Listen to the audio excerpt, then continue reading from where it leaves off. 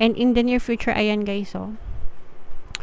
So, ibig sabihin nito, makakabawi ka rin, makakatayo ka rin, pero hindi ka nag-iisa sa iyong pagbangon. Kasama mo itong person na to na tutulong sa'yo para malampasan mo itong mga matinding pagsubok na dinadaanan mo right now, and hanggang sa tuluyan kang makabangon and makatayo sa sarili mong mga paa. Okay?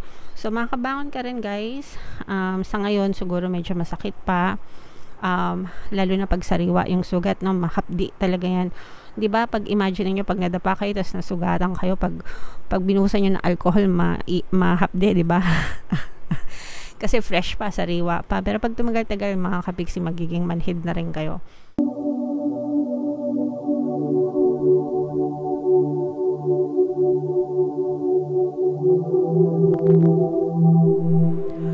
Hello guys, hello Scorpio, welcome back to Pinoy Pixie Tarot. Ang pamagat ng ating episode for tonight is Story Mo Ba To? Ito isang timeless reading para sa Scorpio, Sun, Moon, Rising Sign, and Venus.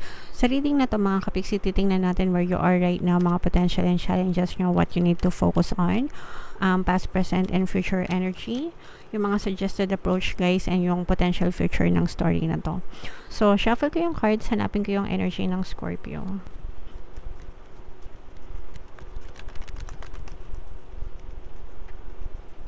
Right. Eto, so Scorpio guys, kayo ay represent ng King of Cups sa ating spread. Combination guys ng positive and negative energy. General reading lang. Pwedeng mag-resonate, pwedeng hindi. In case na naka-resonate ka sa story, comment down below mga kapiksi. So, where you are right now mga kapiksi, no? Ito'y energy ng manloloko guys.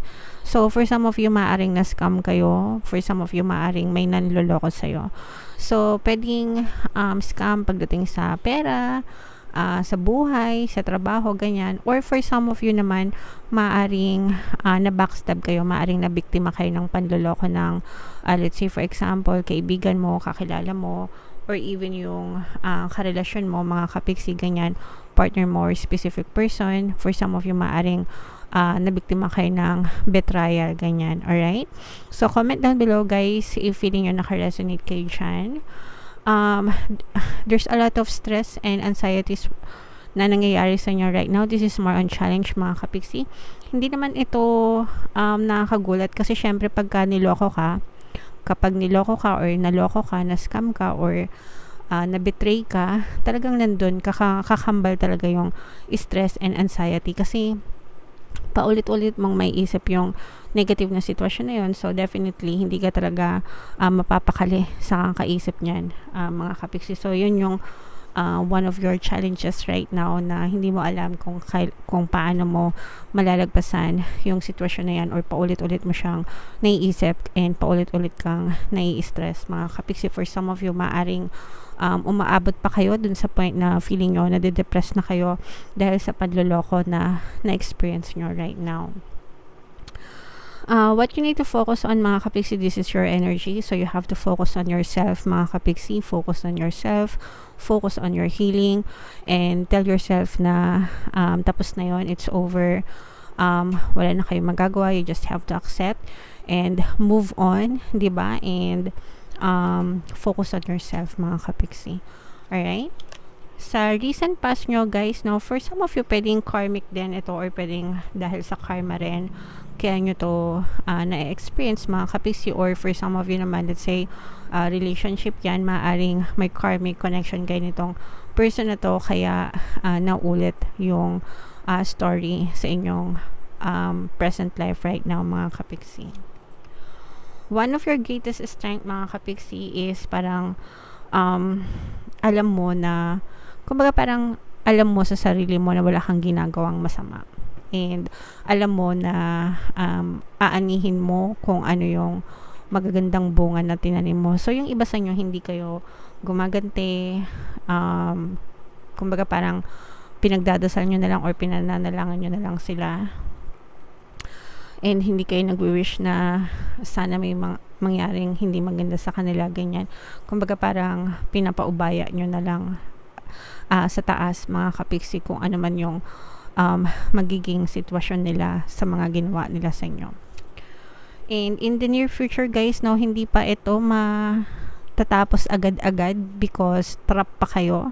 Ibig sabihin yung inyong isip, no, is nag-i-spiral pa din dito sa panloloko na to. So hanggang hindi maputol itong pattern ng thoughts nyo, hindi kayo makaka-recover. So kailangan yung magkaroon ng acceptance and forgiveness, and kailangan yung i-divert yung inyong attention sa mga bagay na nais nyo or sa ibang bagay for you to forget about this situation.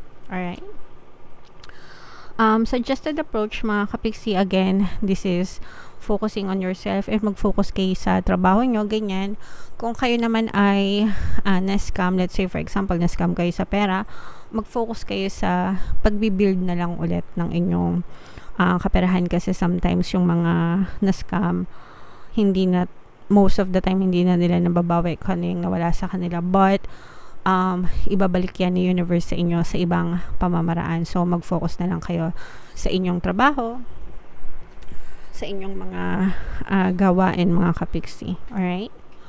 What you need to know, guys, merong tutulong sa inyo, no, for some of you. Meron tutulong sa inyo na maka-recover, na maka-alpas or malampasan yung sitwasyon na yan. So hindi kayo nag-iisa. Pero yung iba sa inyo, guys, I'm sensing na ikaw din yung tutulong sa sarili mo. So, help yourself, kapiksi. Alright? Your hopes and fears, this is more on hopes. Yung tutulong sa inyo, mga kapiksi, this is a fire sign. Energy, Aries, Leo, Sagittarius. So, maaring ito yung tao na maaring magbigay ng helping hand or mag-extend ng tulong sa'yo para malampasan mo itong negative situation na to. And in the near future, ayan guys, so,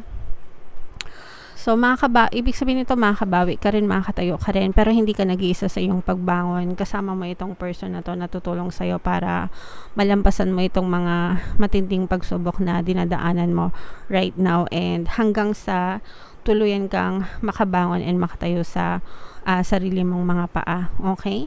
So, makabangon ka rin guys. Sa ngayon, siguro medyo masakit pa. Lalo na pag sariwa yung sugat, no, mahapdi talaga yan. 'Di ba? Pag imagine niyo pag nadapa kayo tapos nasugatan kayo, pag binuhusan niyo ng alcohol, mahapde, 'di ba? Kasi fresh pa, sariwa pa. Pero pag tumagal-tagal mga kapiksi, magiging manhid na rin kayo. Pero it doesn't mean na maging manhid kayo, but you know, you just have to focus or divert your attention sa ibang bagay para maiwasan yung pag-spiral nyo. Kasi the more na nag-spiral kayo, the more na hindi nyo siya makakalimutan. Alright? So, comment down below, Scorpio, if naka-resonate kayo dyan. Tingnan natin yung mga additional mensahe sa inyo, guys, gamit itong deck na to. Habang sinashuffle ko to, panoorin nyo muna itong video natin regarding sa ating paano mag-manifest ng abundance video course. Kapiksi, sawa ka na ba sa mga struggles at hirap sa buhay mo?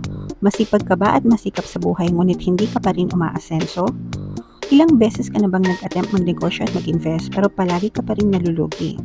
Sa pagkakataon na ito ay maaaring may subconscious beliefs ka na nagiging balakid sa iyong pag-unlad at pagyaman. Introducing, paano mag-manifest ng abundance video course. Dito ay matututunan mong ma-overcome ang mga balakid mo para tuluyan ka ng umunlad, umasenso, sumagana, maging matagumpay, successful at maswerte sa iyong kabuhayan, pera, trabaho, negosyo, salapi at kaperahan ng bonggang-bongga.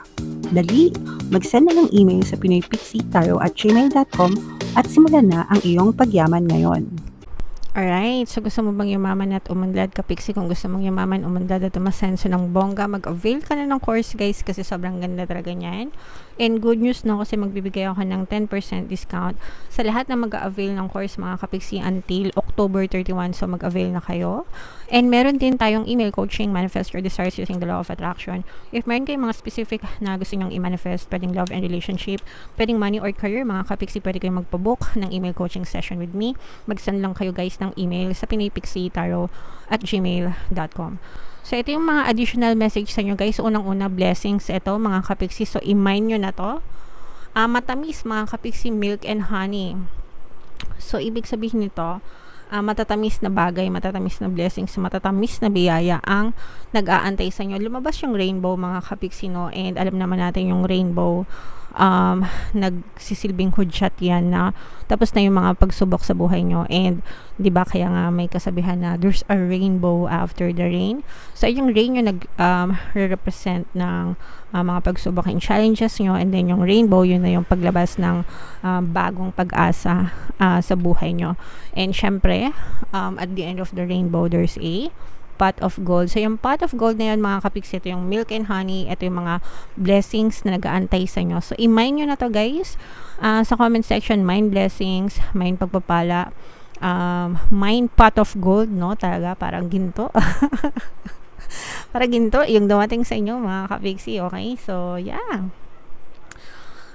Ibig sabihin nito, mga kapiksi, huwag kayong matakot na i-challenge yung inyong sarili, no?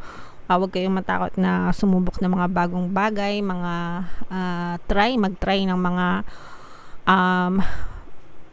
mag-take ng risks, and mag-try ng mga bagong bagay na outside your comfort zone, mga kapiksi, kasi doon mo marirealize na malayo pa pala yung pwede mong marating, and marami ka pa palang pwedeng matutunan sa buhay at sa mga bagay-bagay sa mundo, and hindi ka nag-iisa. The universe will always catch you, mga kapiksi. Alright? So, have faith, trust the universe, trust the divine, trust yourself, be confident, mga kapiksi. And of course, family, guys, no? Wag na wag nating i-take for granted ang ating pamilya. Nandyan sila. Sa hirap at ginhawa, sila yung unang-unang tutulong sa atin. So, wag natin silang, kapag feeling nyo hirap na kayo talaga and kailangan nyo ng tulong, it's about time na humingi kayo ng tulong sa kanila, and wag na wag natin silang i-take for granted. Then make sure na pinapaalam din natin sa kanila kung gaano sila ka-importante sa atin. Alright? Okay, so comment down below, Scorpio, if naka-resonate ka dyan sa mga messages na yan. Guys, yung pinapamain ko sa inyo ng mga blessings, i-mine nyo na sa comment section. And comment down below kung story nyo talaga tong nabasa natin. Ito yung ating 2024 kapalaran. Kung hindi nyo pa napapanood, panoorin nyo na. Super nice, super ganda. And ito naman yung ating success stories ng paano mag-manifest ng abundance video course.